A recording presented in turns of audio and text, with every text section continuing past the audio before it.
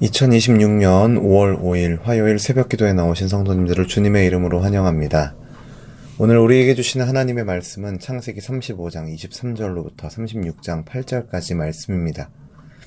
제가 가진 성경으로 구약성경 55페이지 창세기 35장 23절로 36장 8절까지의 말씀을 제가 봉독하겠습니다. 레아의 아들들은 야곱의 장자 르우벤과 그 다음 시므온과 레위와 유다와 이사갈과 스불론이요. 라헬의 아들들은 요셉과 베냐민이며 라헬의 여종 비라의 아들들은 단과 납달리요. 레아의 여종 실바의 아들들은 갓과 아셀이니 이들은 야곱의 아들들이요 바다나람에서 그에게 낳은 자더라. 야곱이 기럇 아르바의 마므레로 가서 그의 아버지 이삭에게 이르렀으니 기럇 아르바는 곧 아브라함과 이삭이 거류하던 헤브론이더라. 이삭의 나이가 180세라. 이삭의 나이가 많고 늙어 기운이 다함에 죽어 자기 열조에게로 돌아가니 그의 아들 에서와 야곱이 그를 장사하였더라. 36장입니다. 에서 곧 에돔의 족보는 이러하니라. 에서가 가나안 여인 중 헷족 속 엘론의 딸 아다와 히위 족속 시브온의 딸인 아나의 딸 오홀리바마를 자기 아내로 맞이하고 또 이스마엘의 딸 느바요의 누이 바스맛을 맞이하였더니 아다는 엘리바스를 에서에게 낳았고 바스맛은 루우엘을 낳았고 오홀리바마는 여우스와 얄람과 고라를 낳았으니 이들은 에서의 아들들이요 가나안 땅에서 그에게 태어난 자들이더라. 에서가 자기 아내들과 자기 자녀들과 자기 집의 모든 사람과 자기의 가축과 자기의 모든 짐승과 자기가 가나안 땅에서 모은 모든 재물을 이끌고 그의 동생 야곱을 떠나 다른 곳으로 갔으니 두 사람의 소유가 풍부하여 함께 거주할 수 없음이러라. 그들이 거주하는 땅이 그들의 가축으로 말미암아 그들을 용납할 수 없었더라. 이에 에서 곧 에돔이 세일산에 거주하니라. 아멘. 오늘 본문은 얼핏 보면 족보와 또 장례 또 이사한 기록처럼 보입니다. 야곱의 12아들이 소개되고 이삭이 죽어 장사되며 에서의 자손과 에서가 세일산으로 떠나는 이야기가 나옵니다. 그런데 이 짧은 기록 안에는 창세기가 일관되게 보여주는 핵심 질문이 담겨 있습니다. 그것은 바로 하나님의 약속은 어떻게 이어지는가 하는 문제입니다. 사람은 떠나고 세대는 바뀌고 가정 안에는 상처와 갈등이 남아있지만 하나님께서 시작하신 언약의 역사는 멈추지 않습니다. 오늘 본문은 우리에게 두 형제의 서로 다른 행보를 보여줍니다. 바로 야곱과 에서의 행보이죠. 같은 부모에게서 태어났고 같은 가정에서 자랐고 오늘 같은 아버지의 장례 자리에 섰지만 두 사람의 길은 달랐습니다. 한 사람은 약속의 땅에 남고 한 사람은 약속의 땅을 떠납니다. 이 말씀을 통해 우리는 이러한 질문을 해보게 됩니다. 나는 어떤 길을, 어느 길을 걷고 있는가? 오늘 본문 23절을 보면 야곱의 12아들을 소개합니다. 레아의 아들들, 라헬의 아들들, 또 비라와 실바의 아들들이 차례로 나옵니다. 이 명단은 단순한 가족 기록이 아닙니다. 이들은 훗날 이스라엘 12지파의 기초가 됩니다. 그런데 이 명단이 놓인 자리를 생각해보면 더욱 의미가 깊습니다. 이 앞에 있는 본문을 보면 오늘 본문 이전의 내용이죠. 야곱은 사랑하는 아내 라헬을 잃었습니다. 그리고 장자 르우벤은 아버지의 침상을 더럽히는 큰 죄를 범했습니다. 이 가정이 어떻습니까? 안정적이지 않죠. 야곱의 마음에는 슬픔과 충격과 실망이 가득했을 것입니다. 그런데 성경은 그 감정을 길게 설명하지 않고 선언합니다. 22절 마지막에 이렇게 선언하죠. 야곱의 아들은 12이라. 이것은 야곱 개인의 아픔이 중요하지 않다는 뜻이 아닙니다. 성경은 그 아픔 너머에서 하나님이 이루고 계신 더 큰 역사를 보여주고 있습니다. 야곱의 가정은 완벽한 가정이 아니었죠. 경쟁이 있었고 편애가 있었고 상처가 있고 죄가 있었습니다. 그러나 하나님은 그 불안한 가정 속에서도 이스라엘의 기초를 세우셨습니다. 이것이 바로 은혜입니다. 우리의 삶도 그렇지 않습니까?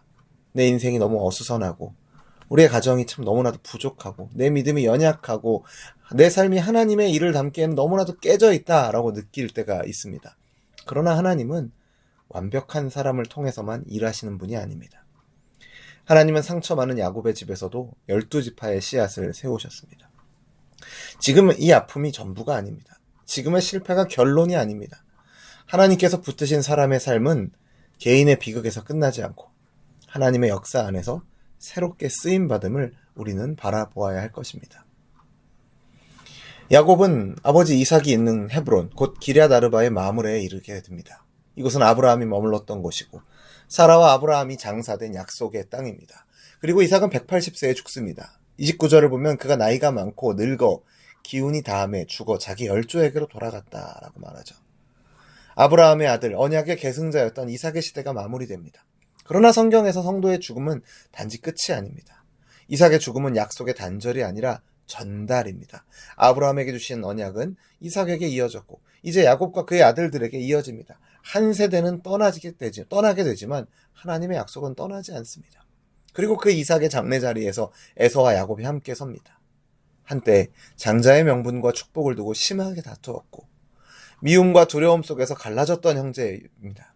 그러나 아버지의 죽음 앞에서 그들은 함께 이삭을 장사합니다. 죽음 앞에서 사람의 경쟁이 작아지죠. 붙들고 있던 자존심도 오래된 상처도 이기고 지는 문제도 잠시 멈추게 됩니다. 그리고 더 중요한 질문이 남게 되죠. 결국 무엇이 남는가 하는 것입니다. 우리 인생에서 많은 일들이 커 보입니다. 손해봤던 일, 인정받지 못했던 일, 누군가와 비교되는 일들이 크게 느껴집니다. 그러나 세대가 지나고 나면 경쟁은 지나가고 약속만 남습니다. 감정은 지나가고 믿음의 계대만 남는 것이죠. 이삭의 장례는 우리에게 말합니다. 한 세대가 끝날 때 정말 중요한 것은 누가 더 많이 가졌는가가 아니라 누가 하나님의 약속 안에 서 있는가입니다. 누가 믿음의 길을 가고 다음 세대에 남기고 있는가를 바라보아야 한다라는 것이죠. 36장에 들어서면 에서 곧 에돔의 족보는 이러하니라 라고 시작합니다. 에서도 아내들이 있었고 자녀들이 있었고 많은 가축과 재산을 얻었습니다. 결코 초라한 사람이 아니었습니다. 그는 번성했고 그의 자손도 민족을 이루게 됩니다. 그런데 중요한 것이 무엇입니까? 그의 방향입니다. 에서는 가나안 땅에서 얻은 이 모든 소유를 가지고 약속의 땅 가나안을 떠나서 세일로 갑니다. 이것은 마치 아브라함과 롯의 이야기를 떠올리게 합니다. 소유가 많아 함께할 수 없었던 롯은 눈에 좋아 보이는 소돔을 선택했습니다. 그러나 그것은 단지 내가 어디 거주하겠다라는 거주지의 선택이 아니라 삶의 방향을 선택하는 것이었습니다. 에서도 마찬가지였습니다. 강제로 쫓겨난 것이 아니라 스스로 떠납니다. 약속의 땅보다는 현실의 편리함을 선택하고 언약의 중심보다는 자기 번영의 자리를 선택했던 것이죠. 여기서 우리는 중요한 교훈을 얻게 됩니다. 사람의 운명을 결정하는 것은 출발만이 아니라는 것입니다. 그 둘은 같은 출발선에 서 있었습니다. 그러나 출발한 방향이 달랐습니다. 에서는 번성했지만 약속 밖으로 나아갔고 야곱은 상처 많고 부족했지만 약속의 땅에 남아 있었습니다. 성경은 우리에게 성공했느냐를 먼저 묻지 않습니다. 어느 방향으로 가고 있느냐를 묻습니다. 이것이 바로 야곱과 에서 이 두 형제의 결정적인 차이였습니다. 우리도 매일 선택을 하게 됩니다. 당장 편한 길을 선택할 것인가? 약속을 붙드는 길을 선택할 것인가? 눈에 보이는 번영을 기준으로 살 것인가? 아니면 하나님의 말씀을 기준으로 살 것인가? 세상적으로 더 유리해 보이는 자리를 향해 갈 것인가? 때로는 불편하고 더뎌 보여도 하나님이 부르신 자리 안에 머물 것인가? 오늘 본문 안에서 야곱의 가정은 완벽하진 않았지만 하나님은 그 안에서 이스라엘을 세우셨습니다. 이삭은 죽었지만 하나님의 약속은 끊어지지 않았고 그 안에서 야곱은 부족했지만 약속 안에 남아있는 것을 보게 됩니다. 인생에는 두 가지 길이 있습니다. 자기 번영을 중심으로 사는 길과 하나님의 약속을 중심으로 사는 길입니다. 바로 에서와 야곱으로 대표되는 길이죠. 오늘 하루도 저와 여러분이 약속의 길을 선택하고 그 길에 서기를 간절히 소원합니다. 속도보다는 방향을 붙들고 비교하기보다는 약속을 이어가는 것을 선택하며 눈에 보이는 만족보다 하나님의 말씀을 붙드는 저와 여러분 되기를 주님의 이름으로 축원합니다. 기도하겠습니다. 하나님 아버지, 오늘 말씀을 통해 우리의 삶을 돌아보게 하시니 참으로 감사를 드립니다. 우리의 삶을 보면 때로는 우리의 삶이 너무 부족하고 깨져 있다 느껴질 때가 참 많습니다. 그러나 하나님께서는 깨지고 연약한 야곱의 가정 안에서도 이스라엘의 역사를 세우시는 것을 보게 됩니다. 지금의 아픔과 실패가 우리의 삶의 결론이 아님을 기억하게 하시고 주님의 손에 붙들려서 하나님의 더 큰 뜻 안에서 그분의 역사 안에 쓰임받는 우리 모두가 되게 하여 주옵소서. 또한 우리에게 믿음을 더하여 주셔서 바른 방향을 선택하게 하여 주옵소서. 에서처럼 번성해 보이는 길, 당장 편리한 길을 따라 약속의 땅을 떠나지 않게 하시고 부족해 보여도 주께서 부르신 자리에 머물고 눈에 보이는 성공보다 하나님의 언약을 더 귀히 여기는 믿음을 허락하여 주옵소서. 우리 한 세대가 다음 세대에 남길 것이 재산이 아니라 믿음의 유산이 되기를 간절히 소원합니다. 우리 자녀들에게 하나님의 약속을, 하나님의 말씀을, 그 말씀을 순종하는 삶을 전달해 줄 수 있는 우리 부모 세대가 되게 하여 주옵소서. 우리가 이 자리를 떠난 뒤에도 하나님의 약속이 우리 자녀들과 공동체 안에 끊이지 않고 이어지는 은혜가 있게 하여 주옵소서. 그렇게 인도하실 것을 믿고 감사드리며 예수님의 이름으로 기도드립니다. 아멘.